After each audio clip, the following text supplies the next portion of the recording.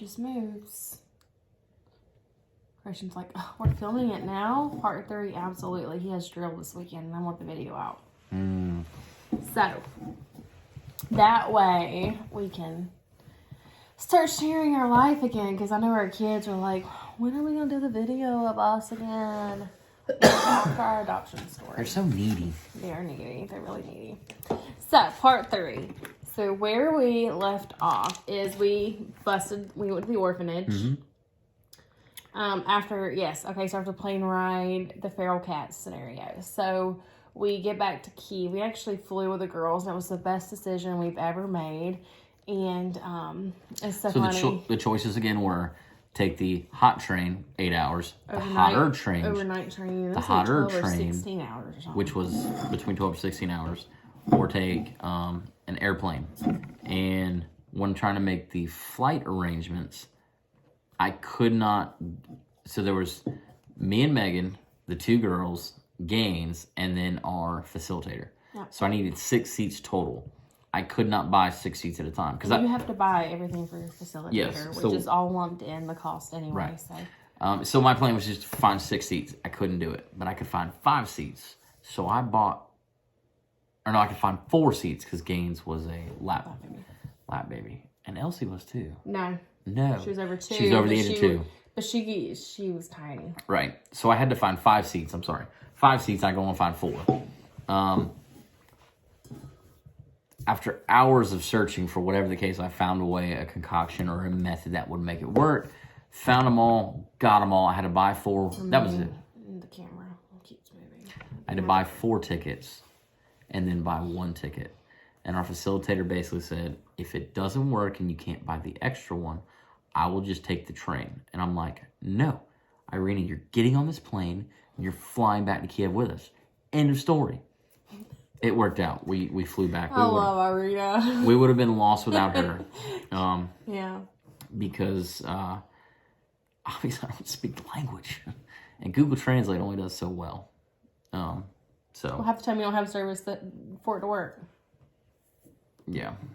So now we're back. We flew back. We're in Kiev. The girls did amazing flying on that trip. And again, it was only a 1-hour plane ride. And we kind of wanted to do this as a test.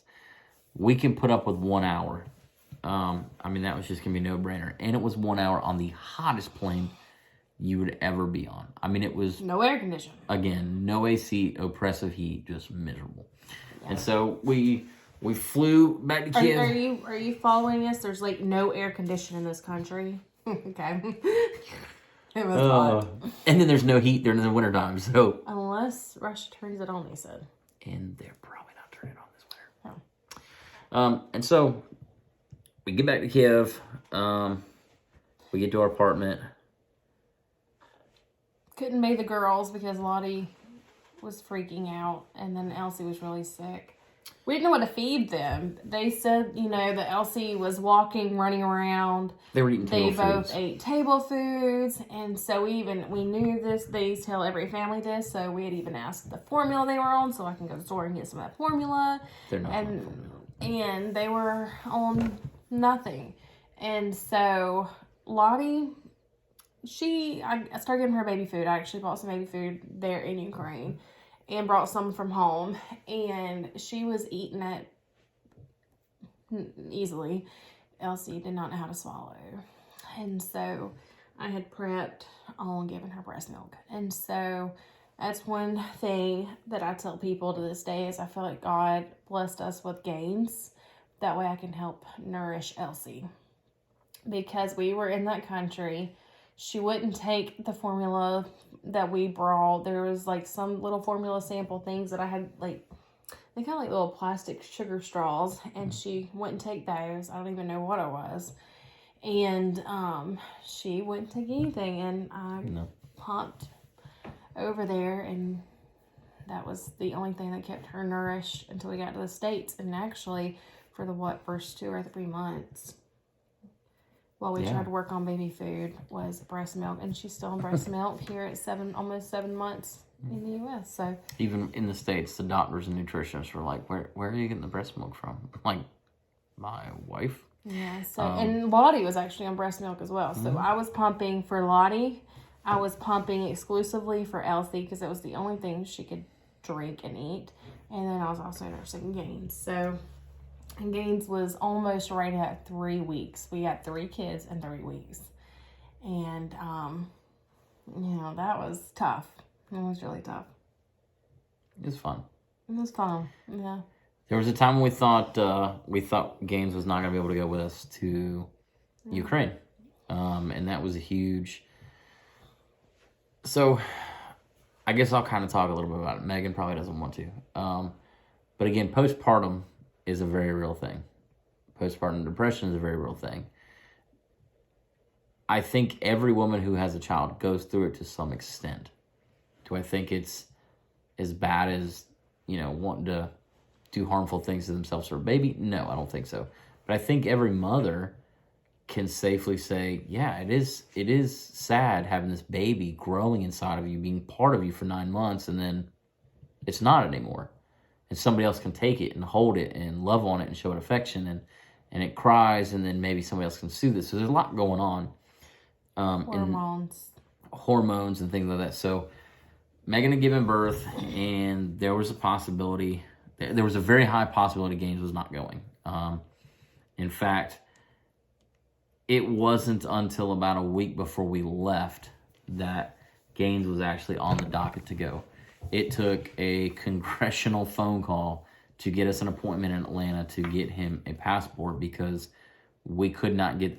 He was born on the 7th, and on the 14th, we found out we were flying, or we needed to be in Kiev on the 3rd of August. So... 2 weeks, 3 weeks, 3.5 weeks, we had to get there. And so it became top priority number 1. Did I want to take him? I didn't. I'll be honest with you. I did not want to take him. I thought it was going to be... Christian talked me out of it. Tried talking me out of it. It wasn't because I didn't want my son around. It was because I just felt he was safer here. Again, this is 2021, in the midst of COVID. We're flying to another country. She's postpartum. I wanted her to focus on taking care of herself. And we're adopting 2 little girls. So I thought the safest and best case scenario was for him to be here. So we prayed about it. She said, no, he's going with us. I said, okay. The deal was we had to get him a passport. If we didn't get him a passport, that was God's way of saying, hey, he's just not going with you. If we got him a passport, it was God's way of saying, he's going. And that was it. I mean, it was just simple as that. And so I made the necessary phone calls to the powers that be, and it legitimately took an act of Congress to get him a passport. Our congressional... It's like 36 hours before we left to go to Ukraine, he got his passport. We left on, like, the Saturday, and that Thursday we got his passport. And so it was in Atlanta. We got his passport. We got up there, and I had forgot the picture. We both did, but I forgot his picture that we had taken at Walgreens to get his passport. And they're like, well... He left it in the car. I left it in the car, and that was about 2 miles away. I was going to hoof it. Fat kid in Atlanta was going to die and go get that picture, but they said, hey, no, we're trying this new pilot. We'll take a picture of him. I'm like, oh, amazing. So we get there. We're like, when's it going to be ready? They're going to be like, by 2:30. We're like, oh, okay. We thought they were going to mail it to us. They're like, you can pick it up today by 2:30. We're like, okay. Yeah. Because that was the other issue. If it didn't mail in time, we weren't going to have it. We couldn't go anywhere. It was just going to be a hot mess. So picked it up, drove back home. Boom, we're done. Gaines Traveler is now making a trip for the 2nd time. This time exposed to the world. So that was another big issue, was the fact that mom was about to be separated from newborn. A lot of emotions. Thousands of miles away. Yeah, so that did around the world without my baby. That did pose a lot of issues, flying or going over there. So yeah, we just couldn't postpone the trip, and we weren't going to after seeing how Elsie was. She was really sick, but no. It was hard. It was hard. Your turn. Your feelings. Okay, so when we finally get to Kyiv, and I think it was the next day, because we got back really late, And we actually woke up to Lottie playing drums. She took her pack and play apart and was drumming the floors, and Elsie was just sitting there head banging and laughing. We didn't realize watching she Lottie. could climb out of the pack and play. We did not realize she was a Houdini. So we got back late. We got food late. We came in that morning. We heard noise. We're like, "What is that?" Like, oh yeah, we've got more kids in the room now. we're like, "Oh." We forgot we had kids. We didn't forget. We did not forget we had kids. And so you just hear bang, bang, bang, bang, bang. We look at each other like, what is that? And we had 2 pack and plays. So I'm like, oh, that's the girls. What are they doing? So I panic and I'm like, all right, hold on. So I go into the other room and I open the door. And there's Elsie just looking up. And Lottie's sitting on the bed. Now, she was in the pack and play. She's out of the pack and play. In the bed, she's got 2 long rods. I mean, like long rods from the pack and play for bassinet add-on. Just beating everything. And I'm like, oh no. I did not think she could get out of the crib. And I called Megan. I said, get in here. And Megan comes in there and Lottie... And Elsie's just enjoying every minute of it. I'm like, Elsie thrives in chaos. oh, So we're doomed. What are we doing?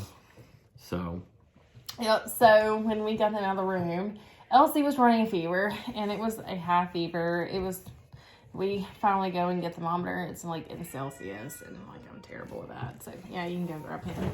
Gaines just woke up, and so anyway, she has a high fever. Well, she started showing these little spots, and I was like, oh no, Christian, I'm pretty sure she's got hand, foot, and mouth. So on top of her having a fever, hand, foot, and mouth, trying to breastfeed because I'm like, I've only like breastfed a baby on the breast, so knowing how much they're supposed to get by bottle, I had no idea, especially at a 2.5-year-old age, even though she's like the size of a 6-month-old baby.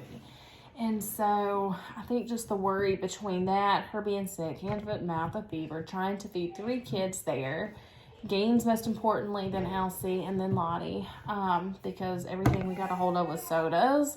And at the Billa, which is like a grocery store, they were out of juice for like 2 days. And so anyway, and on top of that, just like my postpartum, it wasn't like your typical postpartum. I've had it like each pregnancy, but I think it was definitely worse this go around because I had just had Gaines and traveling and adding the girls, and I didn't realize how sick Elsie really was.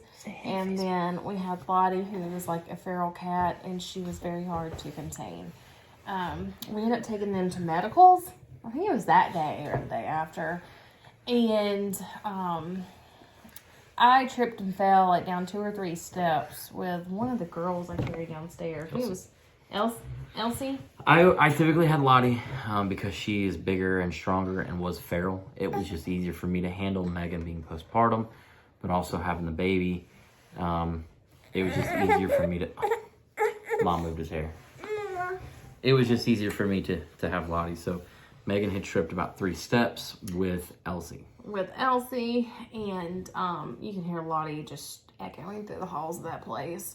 And then we ended up going to the embassy, and it was really hard. She screamed bloody murder. We could not, me and Christian and our driver, who was like an extra hands, all 3 of us could not like contain her. And so I remember getting back to that apartment and sitting on the couch, actually the whole time of the embassy while we were there. I was like, what the crap have we like gotten ourselves into? Like, is there a way that we can send them back to the orphanage?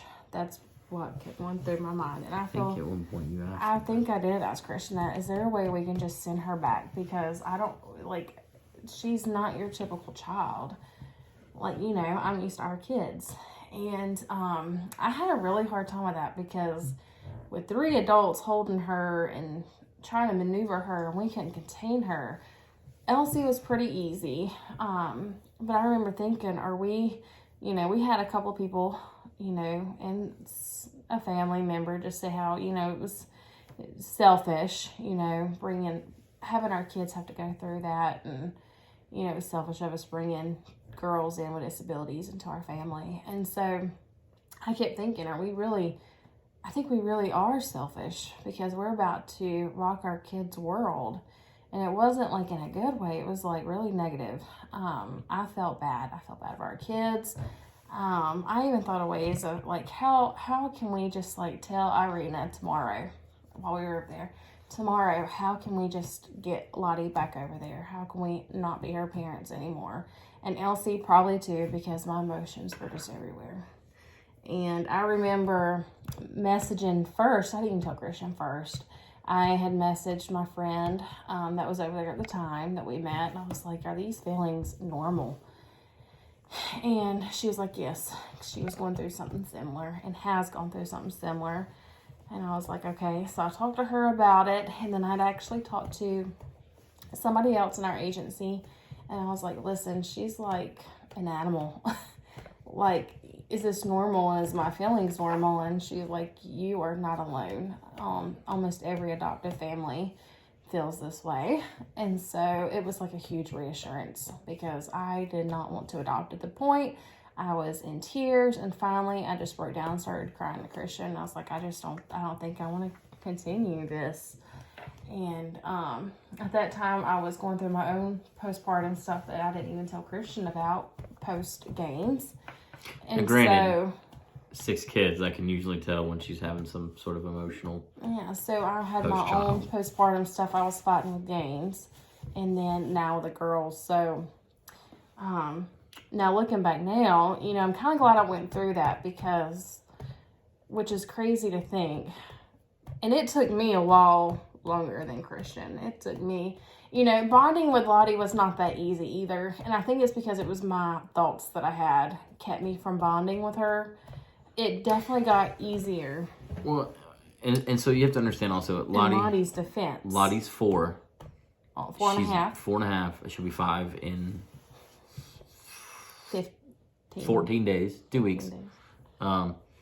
She'd been in an orphanage her entire life. She'd been in a crib her entire life. And so she didn't know the love that we tried to give to her. She did not like to be loved. Didn't like to be kissed. Love was odd for her. It wasn't a thing. It wasn't an emotion she knew or felt because she'd never experienced it. And so for us to dote upon her and give her everything and take care of her. Brush her hair. To brush her hair. I mean, she absolutely to this day loves her hair to be brushed. But she didn't understand any of that. She didn't know if this was a trick, a ruse, or what. And so Lottie's been through a lot. She's been through a lot, and unfortunately, we'll never know because does she possess the verbal or cognitive ability to tell us this is what she went through when she was there at the orphanage? I don't know that we'll ever know that. I don't know that she'll ever remember. I hope and pray that she forgets everything about that orphanage and forgets all about it and just remembers the days that she's had with us as a family, not the days she didn't. Elsie, she's just happy if you give her something to eat. Yeah. I mean, she's just easy peasy. And even Elsie, we've seen a change because Elsie headbanged the entire time. Now, we had wood floors over there, and they were solid wood floors because that's what they built with, concrete and wood. And she would slam her head. And she does not do that anywhere near as often as she does now. And doing some research in it, we found it's because of boredom and lack of stimulation. It's something they will do because they have nothing else. And so to see her not do it anymore is huge because it makes us realize that she's being stimulated. She wants to be here. She's getting better. Lottie is getting better. Lottie loves Megan to death. The only time she wants me is when she wants to get thrown up in the air, swung around violently, flipped upside down or tickled repeatedly. Yeah, Lottie, for me to bond with her, Elsie, I think it was just easier for me to bond with her because I nourished her, and it was just like nourishing your child when your baby is first born. So I think that was the bond there. With Lottie, it came. I remember it was around like the 3-month mark, and then really when we hit the 4-month mark. But I would get her up when all the kids would be in bed. I would get her up and watch TV with her. And I would hold her, and it started out like... While I was at work. While Chris was at CAT. Now, if you can just... Well, Chris was at CAT while he was at work. If you can imagine, like, someone who did not like being touched, I would force her to sit in my lap, and I would just rock in the chair and watch TV, and I would watch my shows, and then I would start rubbing her head, and then it came to the point to where she looked forward to me getting her out of bed, and that was just the way I bonded with her, was just getting her up when everybody was asleep, and rocking her and kissing her, and watching TV and TV. And now, she gets in our bed. Now she gets in her bed. She wants to cuddle. Lifts her shirt up. She wants her belly rubbed. And I feel like now me and Lottie have this special little bond, but it was not an instant bond. It was an instant. And I remember, a friend, when I messaged when we were in Ukraine, she was like, majority of these children, almost all these children actually, that come out of orphanage act like that. They're overstimulated. We went to the grocery store, and I just wanted to just leave. I'm talking about just get in the car and just leave and just disappear, because it was horrific. And on top of that, I love our driver to death, but he got this scary looking little Yeti thing on top of Lottie's meltdown, because he was trying to make her happy. I mean, I thought this Yeti looked like a demonic little evil stuffed animal. It was a creepy little stuffed animal. It was creepy, so creepy. It was like a Chucky doll for stuffed animals. But anyway, he thought it calmed her down by, doing talking to her, and it made it so much worse. And I was thinking, just throw this thing. I'm just sitting there thinking, throw it away, just throw it. Yeah, on a scale of 1 to 10, we went to a 12 real quick. So, and when me and Christian, we both just sat there, I cried, and he was like, I just miss our kids. And the best advice was, you spent your time, which we didn't really do it because I was pregnant, exploring where they're from, their heritage, before we got them. When we get home, you just get home, because it's your environment. It's your environment, and like Christian said, them coming out of their crib for the first time in 4.5 years, it's like, where am I? Everything is scary, sounds echo, cars, everything scared them. So, and looking back now, I think I'm glad I went through that. That's what I was saying. I went through those feelings because, I didn't know a lot of those feelings. And so now when I get to know a family that's traveling, I try to make it a point to, reach out and be like, listen, are you okay? Because you're probably going to go through this, and it stinks. You can't have my earrings. But it's normal, and you're okay. And it's okay to feel that way. And and it's okay. It's okay. So, anyway. It is okay. Because it goes away. It it doesn't went last away. forever. It went away. It will be gone before you know it. And then it's a whole new level of bond. But it took time of Lottie. But anyway, then we decided to go home. And, Paris Airport is ginormous. It's like Atlanta's itty bitty compared to that. And trying to get them through that airport with no stroller, carrying 3 kids, and as sick as Elsie was. She was literally diarrheaing everywhere, like deathbed diarrhea. In an 8-hour flight from Paris to Atlanta, 7.5 hours, 7 hours of it, she was in just a diaper, because I changed 22 diapers. The airline was so sweet. They were so accommodating. We met so many people. We told them we were just adopted. I met one lady. We exchanged numbers because she had adopted. She was adopted from Haiti. And they had this whole adoption thing, which we don't really keep in touch anymore. I need to shoot her a text, but I was wiping butts. So I missed it. Yeah. So anyway, but she actually held one of the babies. She held Gaines. She held Gaines for me because Gaines. I was on the verge of a mental breakdown. Mm-hmm. And she could see that. And I think everybody in our little area of the seats on the plane just we were in first class, so we were in first class, but they just stepped in and helped us, and it made this horrendous flight. And our airline flight attendants were amazing. They just made it go very smooth. And then Lottie found the TV and everything was good. So games. But Lonnie enjoyed watching the TV. Elsie was sick and pooping. Gaines was nursing because he was cluster feeding. And, it was a crazy flight. And you'll never remember it. So what do you say to all this? I mean, you look and you realize that you went through some of the worst highs and the worst lows of your life. Would we do it again? Yep. Absolutely. Have we talked about doing it again? Yeah. No, we have not talked about adopting again. Yeah. You know, and it's the kids ask, when are we adopting again? And we've got mixed feelings. We want to give it a little more time, let Lottie and Elsie kind of mold and have their time, and let Gaines a little bit bigger. But then at the same time, start now. It's an 11-month process. You know, we don't know. The kids remind us every day that we've got 2 extra chairs for our table and 2 extra seats in the NV. And every day they tell us. Every day. And so it you know, and the bond with our kids, with the girls, were instant. But I will say, in their defense to a lot of other children, is they're used to fostering, and so they knew how to welcome children in, and which is that bonding process. So looking back, I think fostering has helped us, even Christian and I, with trauma, without question. Food trauma, because most of our children had food trauma that came in, and sibling bonding. I think just fostering has helped our kids. So when you have to tell your children, listen, it's not your job to change your sister's diaper, give your sister a bath, put your sister to bed, change their clothes. When you have to tell them it's not your job, we can do it sometimes, and they still argue with you, the bond is working. Our kids, I credit all to Megan, okay? I truly do, and there's some people that'll watch this and go, yeah, that's right.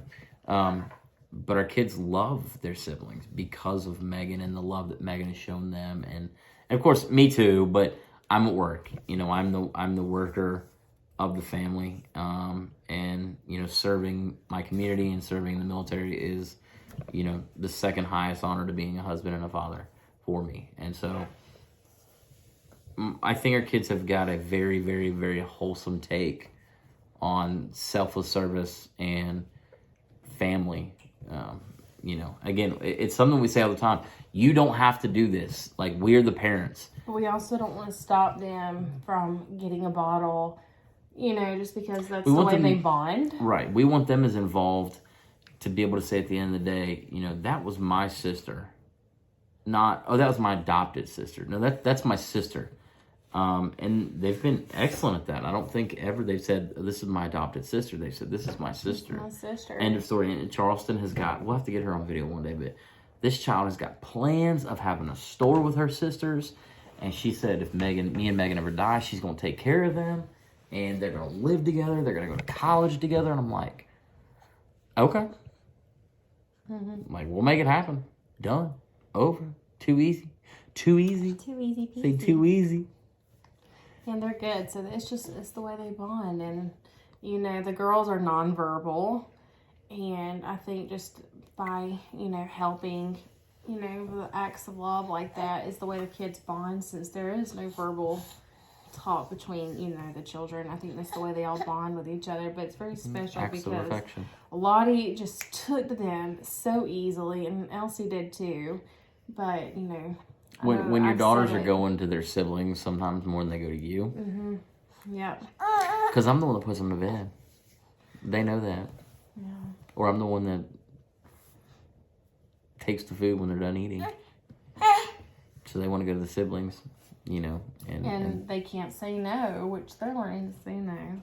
But it's sweet because each kid has a sweet little bond with each girl. And even Gaines, he just loves to sit there and smile and laugh at the girls. And, you know, I told Christian, you know, if he never knew we adopted, he would never know the difference of them being adopted or biological. Just because of he, you know, already has a special bond with them. But, I mean, he's been there since day one with them. I mean, he met them before their other siblings. Yeah. It's pretty special, bud.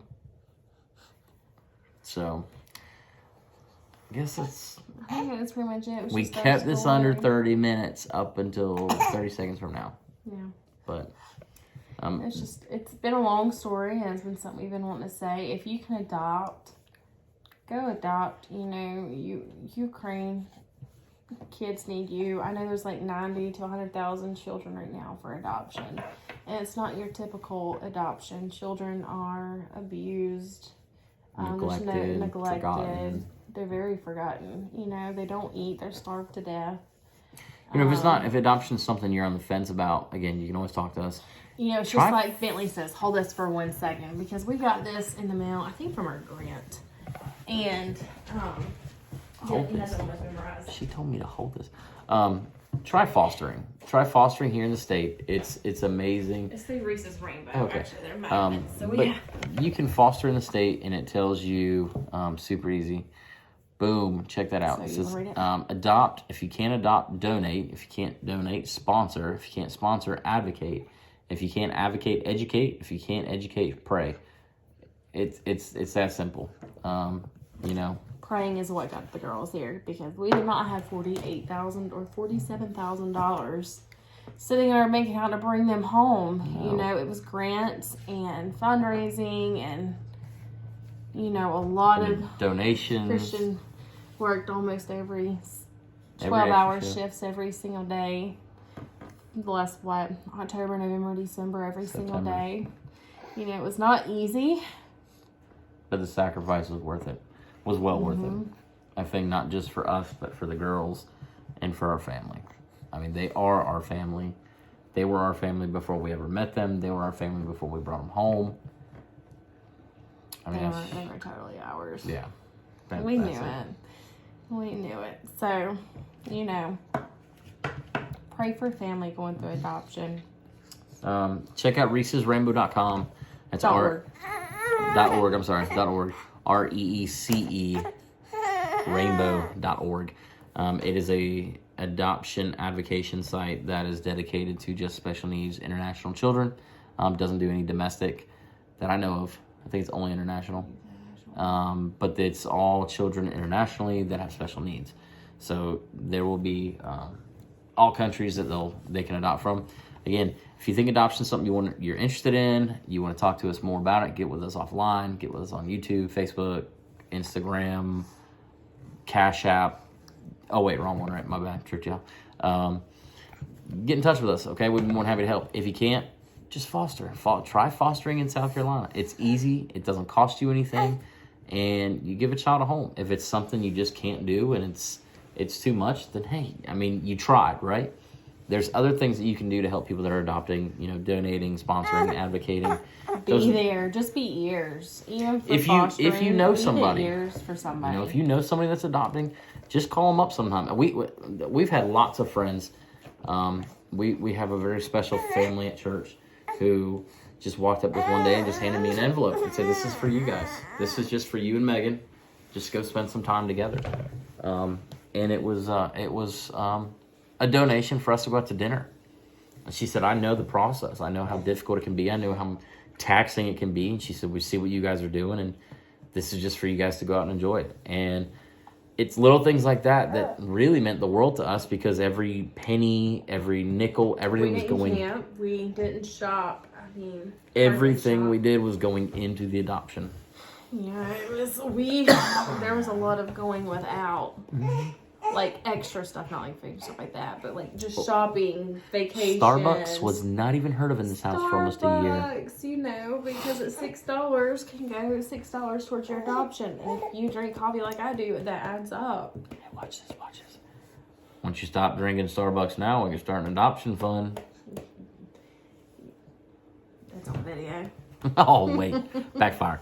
So again, thank you guys so much for your support in this process. That might be the last video of our story. There'll be one from me at some point in time when I get some time. I'm busy right now with 8 kids, so you know, when I find some time, I'll do it. In the meanwhile, keep praying for us. You know, we are a pretty busy family of 10, and we enjoy every minute of it. But we do always have something going on. We will. We look forward to hearing from you guys. You guys got something you want to ask, a question, anything, whether it's adoption or homeschooling, or what do you guys do on the farm? What do you do for fun? Megan is all about answering those kind of questions. That's her forte. I don't mind answering them either. I'm a talker, but I'm a talker. I don't like text message. I don't like phone or emails. I want to talk to you. That's part of the reason I don't ever shut up on these videos. So, again, if you like, subscribe. she took my coffee, so I ain't got nothing to drink. There's a swig. Oh, there's a swig left. Thanks, baby. Gaines, tell them, say, let's like and subscribe. That way you get notifications of our next one. Yeah. So, again, this is part 3. Signing off. Hit us up if you have any questions. And thanks so much for being here on the journey. Yeah. Thanks. Talk to you guys soon.